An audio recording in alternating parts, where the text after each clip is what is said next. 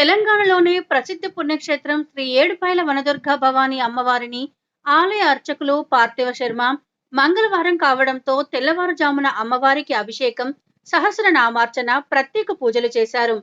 తెల్లని పూలు, మల్లెపూలు, సన్నజాజులు, లిల్లీలతో అమ్మవారిని పూజించడం వలన ఆరోగ్యం, మనశ్శాంతి, సంతానం కలుగుతుందని, అమ్మవారిని దర్శించుకోవడం వల్ల సకల శుభాలు కలుగుతాయని ఆలయ అర్చకులు పార్థివ శర్మ తెలిపారు. తెల్లవారుజామున నుంచే మంజీరా నదిలో స్నానమాచరించి భక్తులు అమ్మవారిని దర్శించుకొని మొక్కులు చెల్లించుకుంటున్నారు. భక్తాలి బృందాలి సలక్షణాశాః సంపూర్ణకర్త్రీం మహిషాసనాం శివాం మంజీరనీరస్వరఘోష దీప్తాం వనదుర్గమాంబాం శరణం ప్రపద్యే.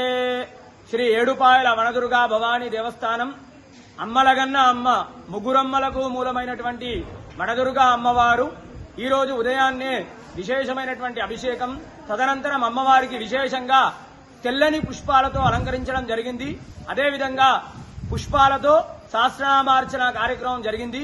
ఈ యొక్క అమ్మవారిని ఈ యొక్క తెల్లని పుష్పాలతో పూజించడం వల్ల ఆరోగ్యము, అదేవిధంగా మనశ్శాంతి, సంతానము కలుగుతుంది.